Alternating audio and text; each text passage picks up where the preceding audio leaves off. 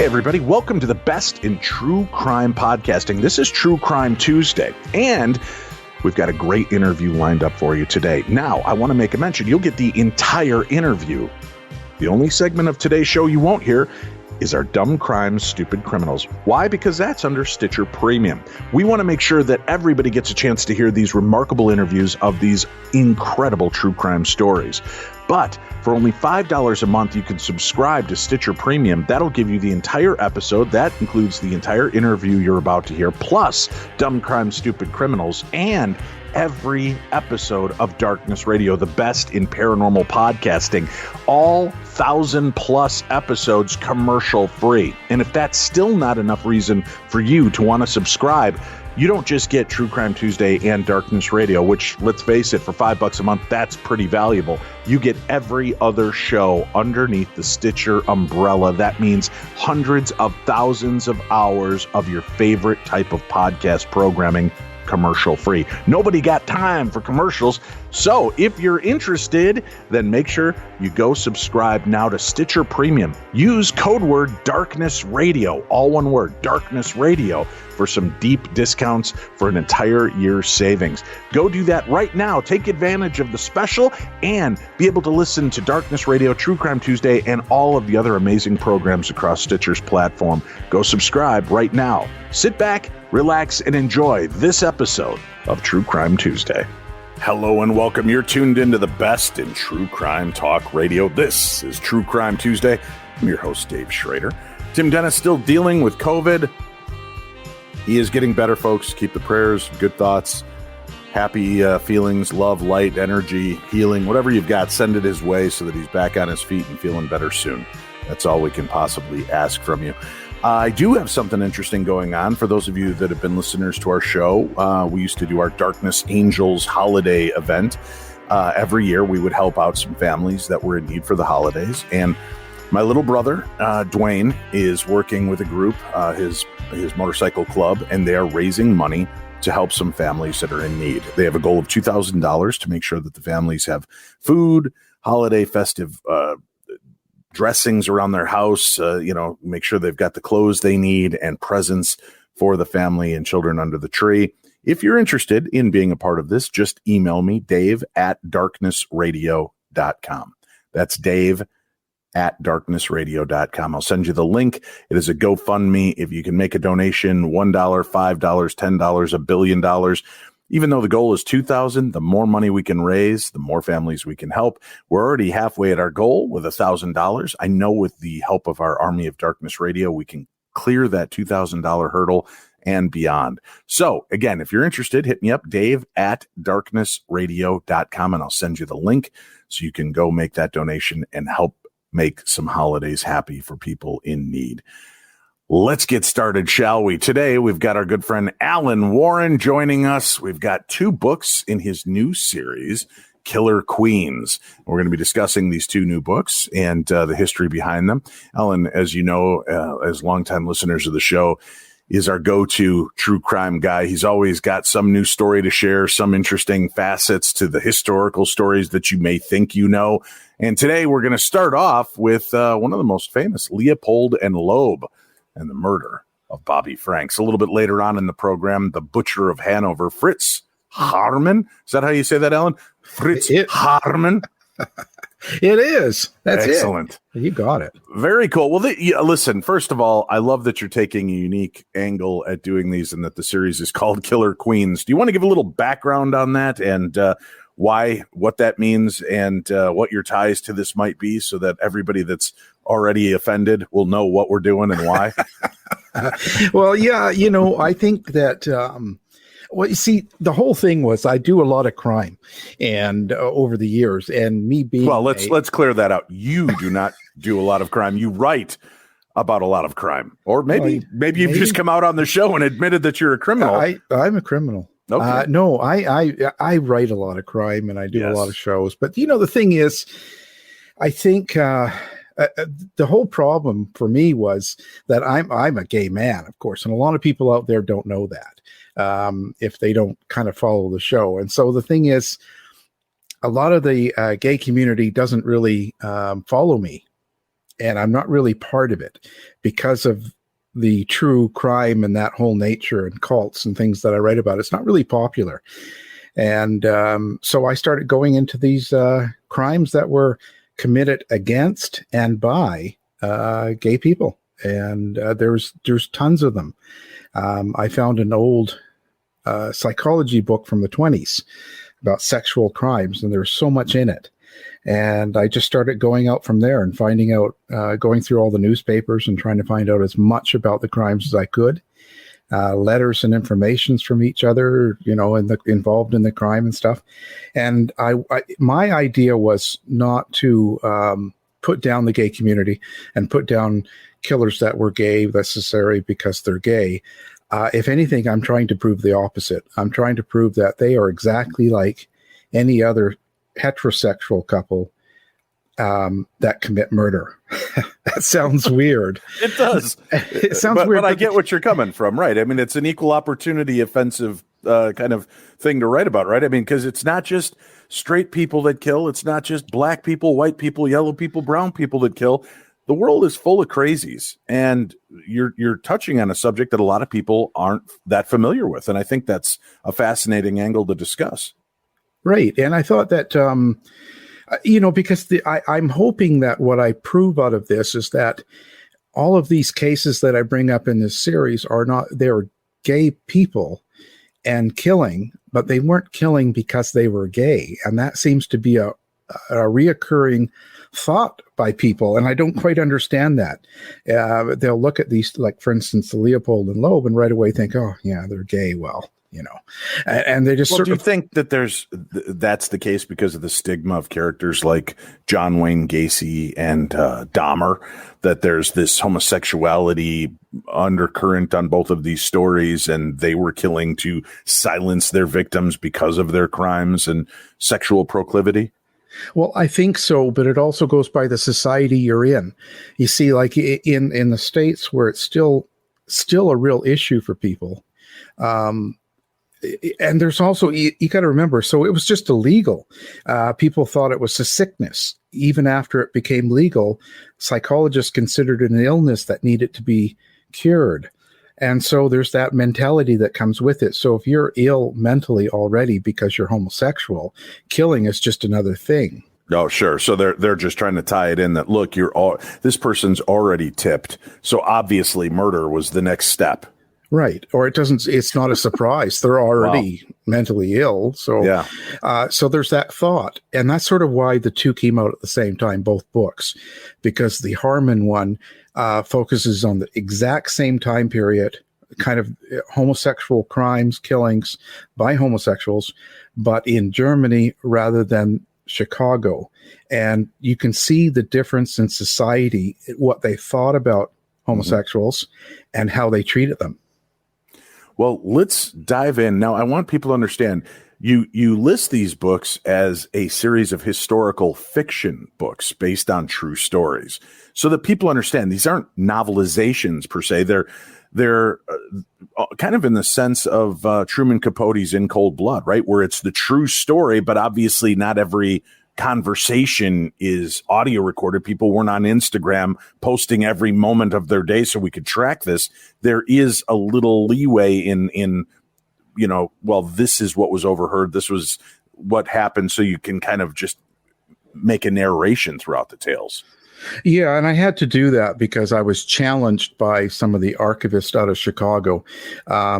Because I have the documents, I have all the information, and also what the two killers had wrote to each other and also communicated. But because it's done in a certain way, just like even the German book, you have to make it more, I don't know, how do you say this? You have to make it more lively. You have to make it like when you talk to someone and you read something and they tell you about a conversation they had and it's 100 years ago, it sounds a lot more formal than how we talk now. So right. I took some ad lib at that, and there was some problems with that. So we went back and forth with it, and the way that they wanted it to be printed, I didn't like. I didn't think it gave the story enough meaning. It misses too much. Plus, I took advantage of being a gay man and writing Killer Queens from a gay man's perspective on gay people and gay killing rather than something obscure. So I kind of understood a lot what was going on. So I wanted to put that in it, infuse it in there. But all the events, all of the times, the dates, the names, everything is exactly as it is. It's all taken from either the court documents, police records, or letters themselves from different people involved in the crime. So everything is, or from the newspaper. So everything is true, 100%. All right. Well, introduce us to Leopold and Loeb. Well, these are two kids that, and I say kids because they were underage originally when we first took notice of them in the book, but they were both super intelligent, were both placed ahead in school, and they're both well-to-do people in Chicago. And so one was from the Sears family, a lot of money there. So these guys were, and they became friends when they were quite young. I think 14 or 15 is when they first met. And they lived a fairly good life in Chicago. And things took a real weird turn sometime over the next 3-4 years. Yeah, to say the least. Right?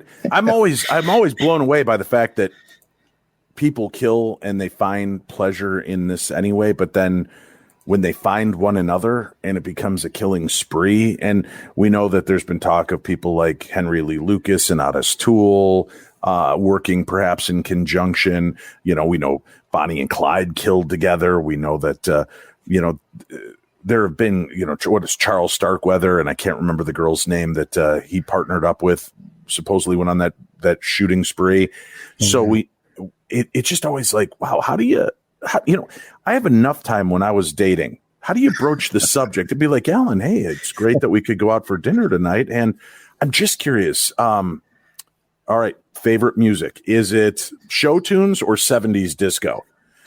All right, great. And curious again, how do you feel about murder? I mean, how the hell does that conversation even come up? How do you end up? Is there just signs of instability and it kind of excites the other one and it just, there's no real confrontation of it. It just kind of happens. Well, that's something I've always wondered, because right back to Russell Williams when I did that book and how the wife can know or be involved, Paul Bernardo. And I always wondered, so how do you bring that up on a date? How do you bring that up in bed? Oh, by the way, let's go kill someone. But I will say that the difference on this and why I used this particular case rather than so many others that are out there wasn't so much because there was a little bit of fame with these guys, but it was more because both of them were committing crimes and killing for the mere fact of killing. It had nothing to do with the victim, and it had nothing to do with sexuality or power or money. Not really. None of it. So that was the first thing that seemed bizarre, because how many killers like this, and especially thrill kills or group couple kills and stuff like that, they always do it they have a motive. They have this reason. And these guys had a reason just within their own relationship, but nothing to do with the world, which was really bizarre. Is this, and I can't think of the term that they call it, and it's not white privilege. I can't think of the term. It came out a few years ago where the kid was just so wealthy and out of touch with reality that he didn't realize this kind of crime was not acceptable. Do you remember that term? Yeah, I remember. I know what you're saying. The guy that didn't he kill people in a DUI, and then it was something like because he was affluent. Yeah. So we had to forgive him because he's rich and doesn't realize that's not okay. Is it that there is something wrong with these two? They're extremely wealthy. They've got power. They've got everything and anything they want. Do you think that starts to screw with somebody, that then they're, they think they're untouchable? Yeah. And God, what else can we do? We've parachuted, we've bungee jumped, we've swam with orcas, we've, made love in the Himalayas. I guess the only thing left to do is let's kill somebody. Yeah, I've already gone for pizza. So no, listen, I think honestly you've got something there. But with this particular couple, there was a lot more to it. And there probably is on some of the other affluent people. There's probably something going on besides the money. The money, the wealth, the cushioning that they get from their families and community. I think that just lets them do it. It gives them the support and the ability to do such things and cover it up and or get a good lawyer like that kid, right? Or something. But there's more to it. And this particular couple, they were really into Nietzsche, the philosopher. Okay. So, and at what point? Now, I'm no philosopher. I took some studies in college, but I don't remember the part where Nietzsche's like, hey, let's go fucking kill someone. I don't remember that philosophy. No, he is. Okay. All right. Well, Nietzsche had the idea that there were few of us that were a perfect breed, a perfect specimen of human. And in a short way of saying it, he considered them to be overlords or above or Ubermen. They were sort of, Nietzscheism is what the Nazis picked up in the 30s. They grabbed onto his philosophy and used it a lot in their Aryan ways. So he's got this philosophy of grading people. So for instance, with Leopold, he thought he was definitely part of the Ubermen, the overlord sort of person. So what he thought was, as that power gives you, if you were to kill or hurt someone that wasn't in your level, it would be no more than stepping on a bug. It's there. You can't be convicted of a crime against one of those type thing, you know? So what they did to people that were not like them, it didn't matter. They couldn't be held accountable for it according to their mind and according to Nietzscheism. Wow. Again, I must have been napping or checking out one of my fellow students in class and not paying close enough attention the day we covered that angle. This is why people that are psychologists scare me. Yeah, for sure. This is what's embedded in their head. Well, was there also this dichotomy then that if this is kind of and I'm using this term loosely, but the religion that Aryanism is based on, didn't they kind of frown on homosexuals? This has got to be the biggest thing that's crazy, because not only that, both were from Jewish families. You couldn't ask. You could, crazy. And Leopold loved Hitler. It was crazy. Hitler got put in jail in 1930, I think, for the coup or something like that. He was so upset about that Hitler was actually placed in jail for 5 years. It's just crazy. So here you got this guy that's homosexual, Jewish, and he loves Hitler and Nietzscheism. Boy, talk about self-loathing issues, right? There's something going on. Wow. But then, in a way, maybe in his mind, that placed him in a level that he wanted to be, because he wasn't really, because he felt maybe that he was Jewish and homosexual, so people didn't like him or didn't think of him as good. But with Nietzsche, he placed himself in a place that was like Hitler, above everyone. So it's just, I don't know. It's just, he's got a really weird mind. And you see that hopefully throughout the book and throughout the letters and some of the things he says. He's really into this whole philosophy and the way he looks down on everyone. And some of them for doing the same thing he was doing. So it's kind of wow. It's a crazy, I think it's what you see in others, but you don't see in yourself. I think, unbelievable. He was pretty screwed up, I think, but, see, so how they use that might be a bit of an understatement, by the way. Thanks for weighing in, though, Alan, in case anybody else wasn't sure how you felt about it. Yeah, just in case. Oh, God. Yeah, just in case. I got you. Well, we let him out for good behavior. No. Well, the crazy thing was that he didn't even, he got Loeb into this whole thing and following into Nietzscheism somewhat, but not to the extent, but enough to get him involved. And Loeb was considered to be the person that, he came up with the idea of how they were going to kill someone and create the perfect murder, for instance. It was all his design. And you kind of go, well, how does that fit? And I guess Loeb had this idea that whenever he committed small crimes, he would be aroused. So the minors in the audience, be aware. Well, I got to be honest. When I sneak in and I take some of my wife's Oreo cookies without her knowing, I kind of get aroused too. So I do get that thrill. It's the same thing, only it grew.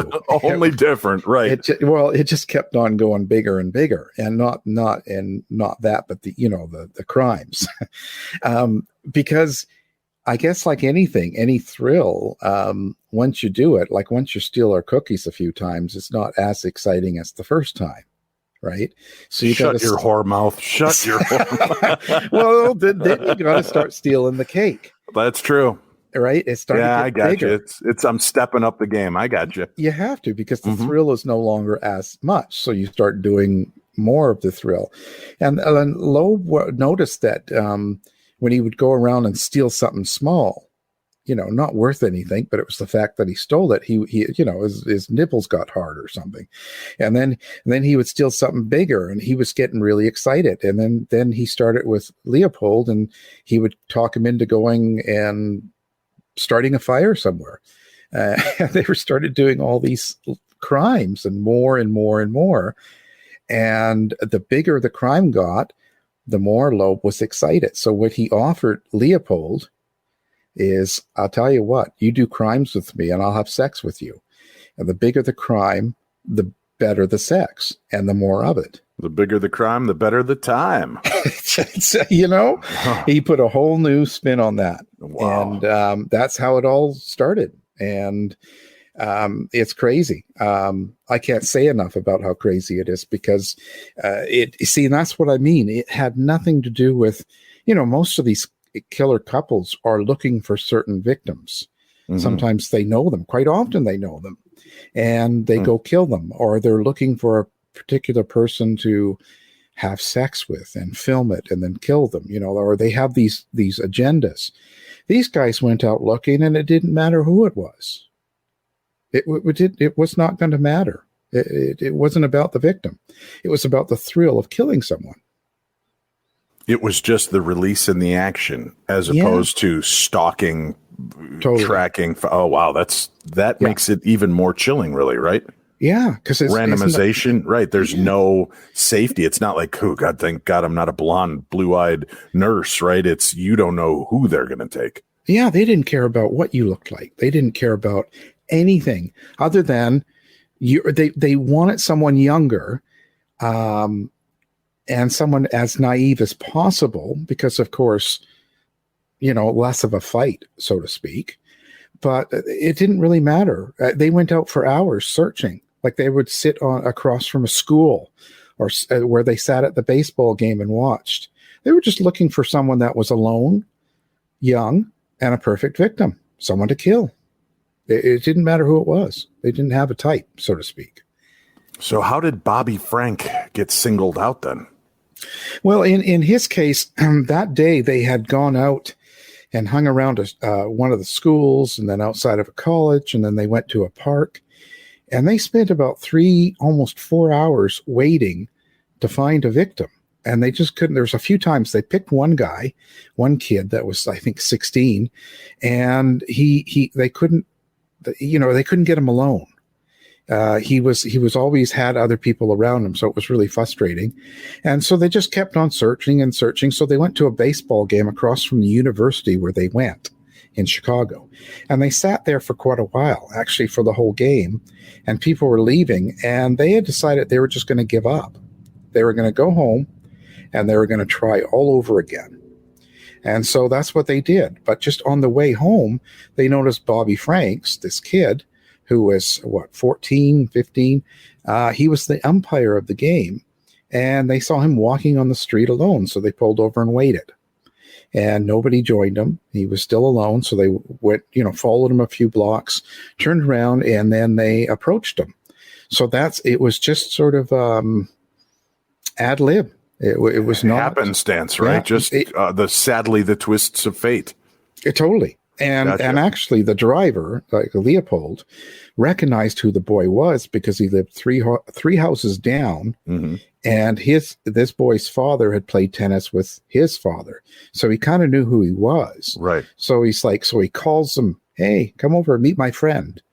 And then they started talking, and then he said, "I'll give you a ride home." And eventually they got him in the car, and that's where it all ended. They killed him, and they threw him in a cavern, and Loeb poured acid over the guy's his face, his throat, and his penis, and his hands to burn them so that it'd be tough to recognize him.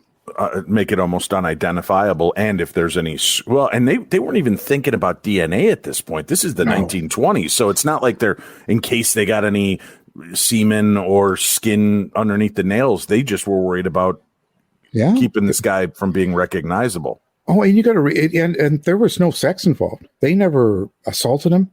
They never had anything. They had nothing to do with it. They just wanted to kill him. And Leo was in the back. He had a chisel, and this is really interesting. He had a chisel, and he wrapped it around with tape, and made it so that he could hit you on the head and not draw a lot of blood, but he could hit you hard enough to make you pass out.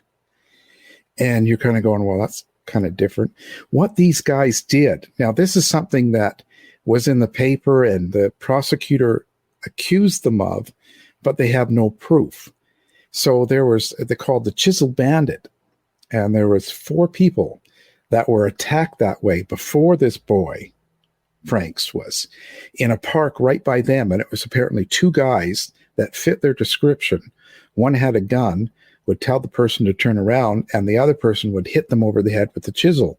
And they were practicing with these first victims in the park to see how much tape and how hard to hit and how much they need it so that they're practicing in the park. Yeah, they wanted to get it just right so they could hit, let's say, this kid who they did, Bobby Franks, on the head, knock him out, and there's little to no blood in the car.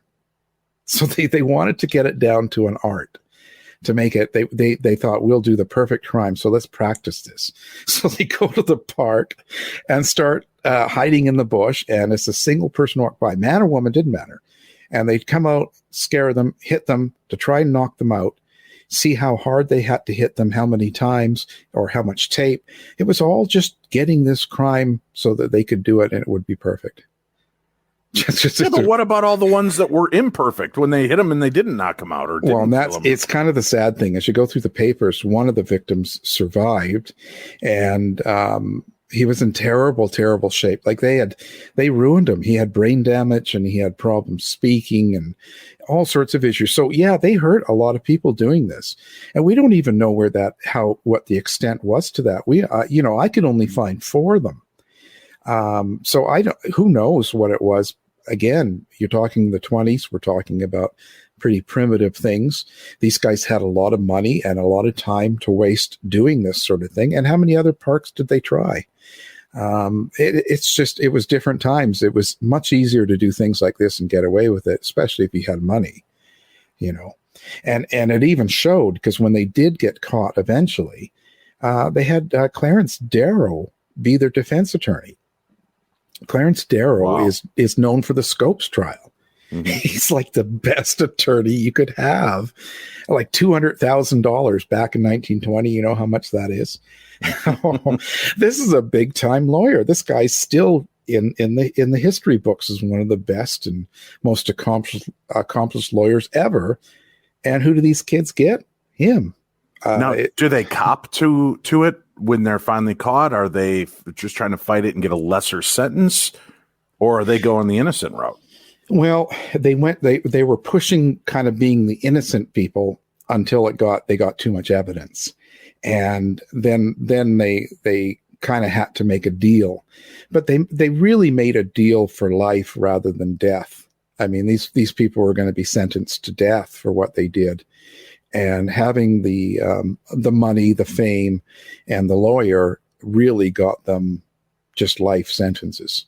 And I say that because kind of loosely, because Leopold got out in the 60s, you know, so he was released. Well, that was still 40 years. So it's not, it's still pretty minor for when you think about, you really want Agreed. that, you know, I don't want that crazy. But look at how many loons we're hearing now are out in 5 to 12 years for murder. Oh yeah. I think don't get me wrong. I think this whole justice system's kind of gone off the deep end. It goes further and further for, it's more of an audience's drama, right? Everybody's about the presentation and the lawyer and it's not about real justice. It's not about trying to get any relief for anybody. I mean, you look at the trials that we just had and how they're televised and how everyone's, you know, they're so worried about the political connotation behind the decision. They don't really care about the crime itself. And it was the same then. And, you know, one of the biggest, it's one of the most striking things I noticed is going through all the papers in Chicago and New York back in the 20s. And it's the same type of comments about communists, and they're calling each other names, the different political parties and the different people outside of the trial and the jury. It seemed like the same fight with the different time, you know. But, you know, they even, WGN in Chicago even decided they were going to broadcast the trial from radio day to day. Like they had a vote held on by the newspaper to see if they could, so you could listen to so it was much the same as it is today in a sense, but they were using radio instead of television. Unbelievable. What is now, you know, obviously there's got to be a pretty big public outcry, or were people not romanticizing? That's the wrong word. They did that for Bonnie and Clyde, but were they, I don't know what the word is I'm looking for here. Were they sympathetic with Leopold and Loeb, or was there, you know, hang 'em high kind of justice called for? I think it was kind of both. You know, the big fight that they had in the trial, just as well as in the public, you got to remember in the 20s, what was going on was the alcohol became illegal, right? And all the rum runners prohibition, and prohibition. And at the same time, you got the music, you know, jazz came out, all of the couples, like young kids and teenagers, college people were all doing, they were calling rub parties and stuff like that. So they would get together and women were smoke. And that was just so wrong. And they cut their hair short and they were wearing clothes that were just too promiscuous. And these couples would get together and they would rub each other. You know, they wouldn't have sex, but they would feel each other up. And that was just outrageous. That was just, you know, so society itself was having this issue between God-fearing, and we've got to be good Christians. We can't drink. We can't have sex. This is all going to hell. And this is why we have to stop this. So there was that huge cry out from one side of the country, while the other side was all out partying. You know, it was time to do what you can. And so it was Democrats and Republicans. Same thing. Right. That derision, right? Yeah. And that's what I mean. When you go through the paper, the division was just unbelievable. In fact, I could show you, and other than the style of what they were saying, it was the same fight. It was the same fight.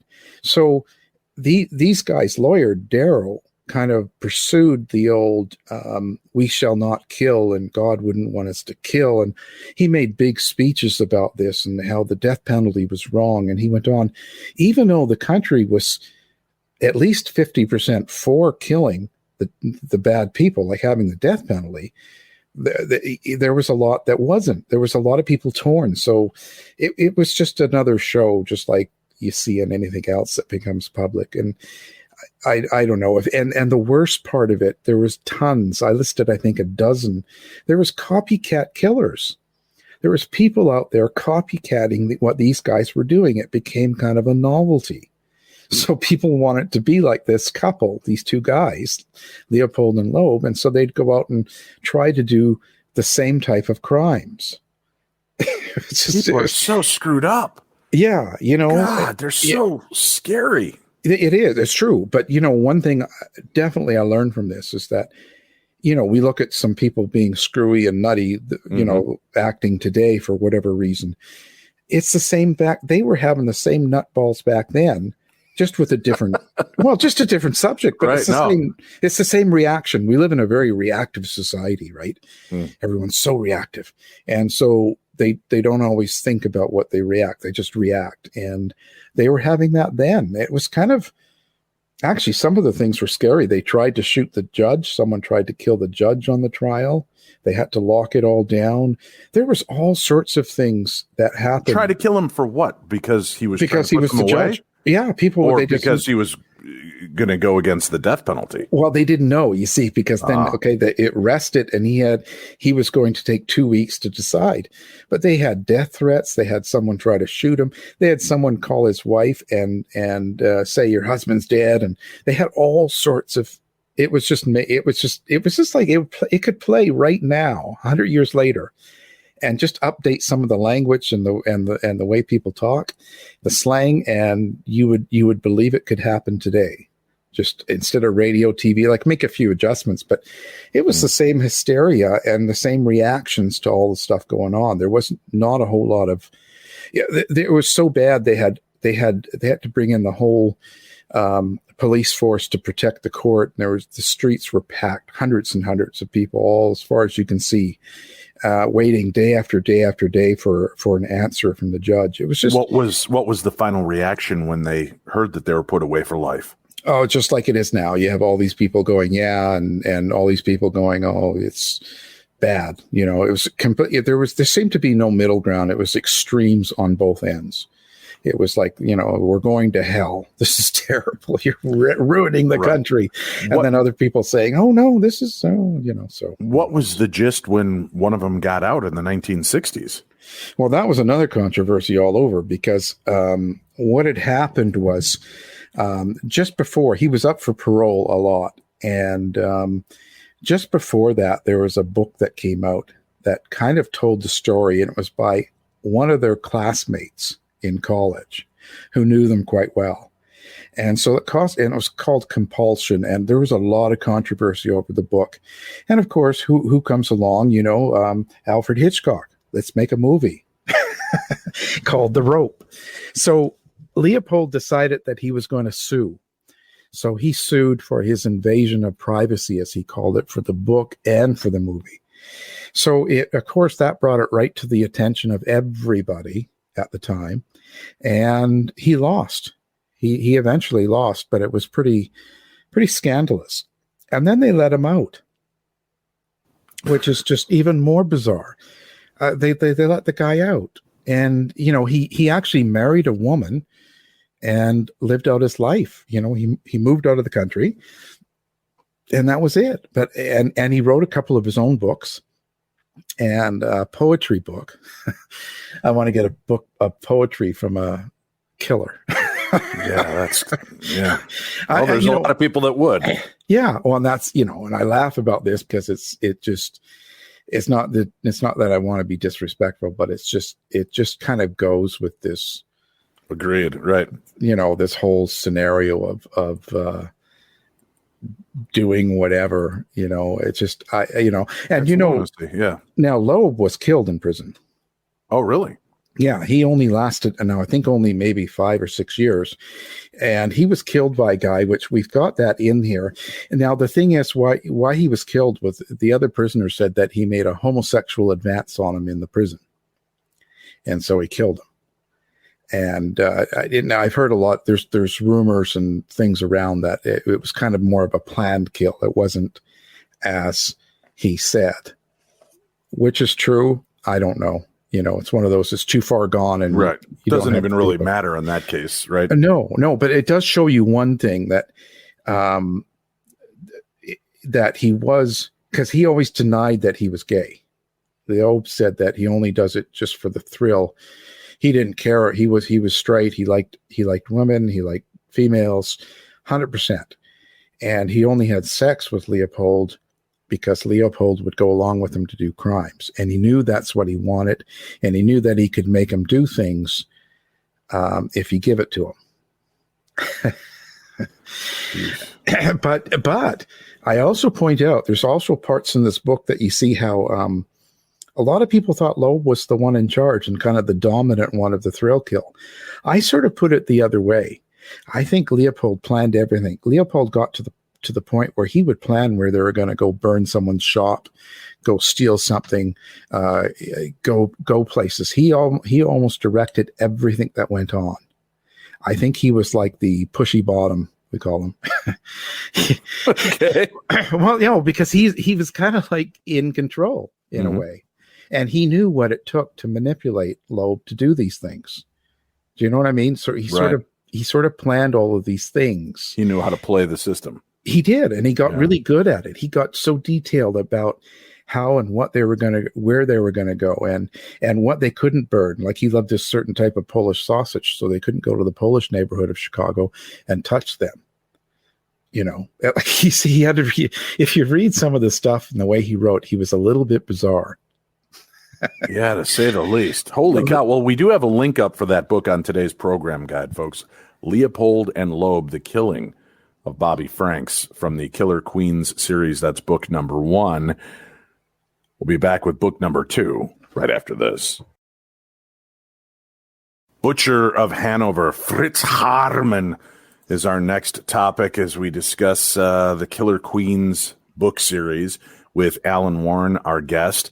All right, this is a name I'm not familiar with. I grew up in Illinois, so Leopold and Loeb was a recognizable name growing up. You heard the stories come up from time to time in the news and so on. But the Butcher of Hanover, a story I'm completely out of my element on. So introduce us, if you would, to Fritz Haarmann. Oh, you sure you're not German? Come on. Well, Schrader. I mean, it sounds like I'm German. Well, yeah, I was going to say Schroeder, Schrader. You're up. Yeah, there you go.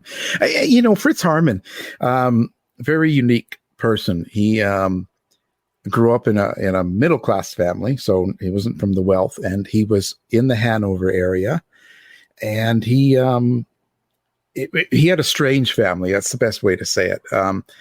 His father was a businessman and was at work a lot. He had older siblings. But when Fritz came along, his mother was starting to be ill, and she was stuck in her bed a lot. She didn't get up a whole lot. She was having problems. So she had the baby, Fritz, put in her room with her, and she would spend all of her time. But she started dressing him as a girl right from the get-go, and gave him dolls, and he was he became very feminine, I would say, a little bit flamboyant, and that's how she was raising him. So by the time he got to school, of course, the boys didn't like him. You know, they teased him, they bugged him. He didn't know how to play sports. He wasn't, he wanted to play. He wanted to knit or sew, play with dolls, and do all of that stuff. And he wore dresses and stuff at home. And so that was kind of where it all came from for him. And he had a few issues. And eventually he quit school, joined the military. Okay. So he's in the military. And about a year in, he has this kind of collapse while he was out doing some duties. And so they took him to the hospital, and eventually they decided that he was unable to serve, unable to fit. He was unfit for it. They had a couple of different comments, but they sort of really put it down to anxiety, which is kind of a weird thing. But when conscription came back in a few years later, he was forced to join the military, and he went in again. And that was right at 1900, and his mother died. And so he had a major breakdown then, and he was put into a mental hospital for a while, like 4 or 5 months, and then they transferred him to another one. He eventually escaped. He moved to a different town, and he married a girl, or he lived with a girl for a while, I should say. And so he had this really kind of weird background. All of a sudden, he shows up in Hanover, and he's alone, and he starts going to rail stations and train stations and picking up poor boys, poor kids, and giving them food or whatever, just so that they would come home with him. And some he would have sex with and some he wouldn't. And now this is where it gets really crazy. You see, because Germany and France was really tense with each other, so they started taking a lot of the men out of the town for the military, building up arms. And so the police only had 12 people on their whole force in Hanover. And so they hired him as a, I don't know, you would call it, like, it would be like an informant, but what they would do is they give him a badge and he would work the train stations and inform them of anything that, if people were traveling without papers or all sorts of different things. But what he was doing was he was forcing boys and young men to come home with him, and he would have sex. But then he would start killing them. And even when when you say he would force them, was he enticing them? Was he offering them? Did they know what they were going home with him for? No, you see, because he would go into a station. You see, you weren't a lot. There was a lot of young kids, boys and stuff that were out just looking for work, looking for money. It was not a great economy. They would just travel around, lots of runaways. He would go and into the waiting rooms and ask everyone for their papers. And if you got a young man or a boy without papers, he would say, "You're coming with me." And he would, because he's a constable. They all knew him as Constable Haarmann. And so he would take them home in that way. And some of them he would put to work and not kill. And some he used them for different things. And others he would just kill them. Now, the strange thing with this guy is he started killing them, and he would, why he's known as the Butcher of Hanover is because he would take their meat and sell it to people. Now, it's really weird too, because he had met a guy, a young man, which is called Hans Grans, who was also on the cover, and I put him on there because Hans Grans and him became a couple. And every time Hans would see someone at the train station that was wearing a suit or a jacket or something, some clothing he wanted, he would tell Fritz, "Oh, take him. I want that jacket." And he would ask Fritz to take him home, kill him, so that he could get his clothes. So this started going on. And it's sort of the same scenario. They ended up getting convicted of 27 murders. Holy cow. That's what we know, but there's tons more. And Right. What I did was I listed the 27 and then all of the other ones that were in the area, because how it happened was there was just like a couple of kids playing on the riverbank in Hanover, and a skull came up, and they told their mother, and one thing led to another. They found over 400 moans in the river when the police started going through it. And they could only confirm 27 people of the 50 different people that they know were dead. Because you're right, the forensics was terrible. But I think the biggest difference in this case, as compared to the other one, the Loeb case, was that in this one, in Germany, things were completely different. They had opened up an institute for sexual behavior in Germany. And it was a really big deal.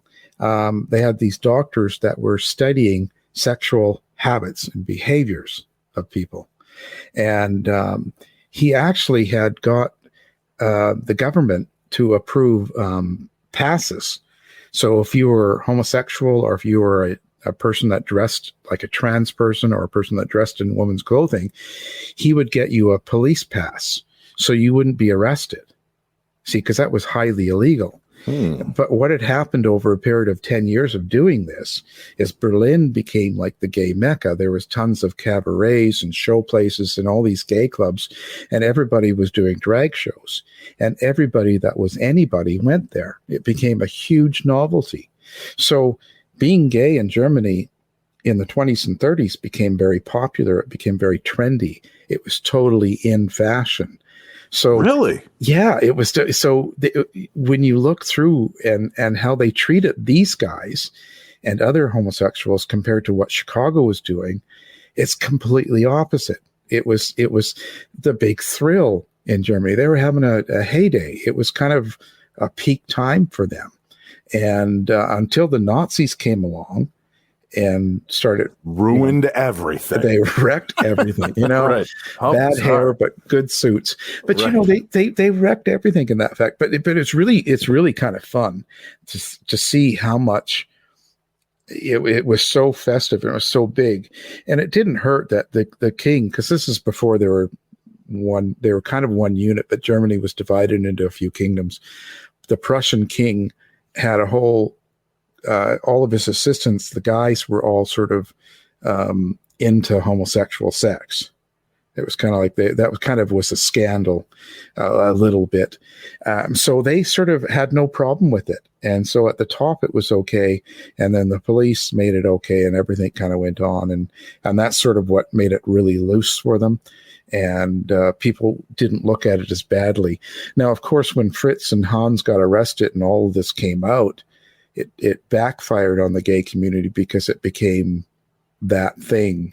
See, look what happens when we let the gays run things. Look at exactly that kind of demonization. I'll tell you, you let them go out in a dress, and next thing they're killing you. And that sort of took place. And there, the controversy in the papers in Germany at the time of the trials and all that, it was all about the dirty homosexuals is kind of what they were calling them in the papers, because they were dirty. They were killing your boys and it's selling their meat, and stealing their clothes and all of this. It was just, it became really, really dark. And when all of his stuff was coming out, it was atrocious. And the thing with Fritz is he was mentally unstable. There was something wrong with him. And well, no, but to the point, I don't know. I was saying like he should be surprised. Right. Wait, what? Wait, what? He was mentally unbalanced, Alan? Get out of here. No, I know. He was such a nice guy. No, but I just, what I mean was he was in and out of the nut house. Oh, sorry. That's incorrect. But he was in and out of the mental institute. That's what it was called back then. He was just referring to the topical time name. Yeah. Right. But he was in and out of the institute several times, and they would just let him go.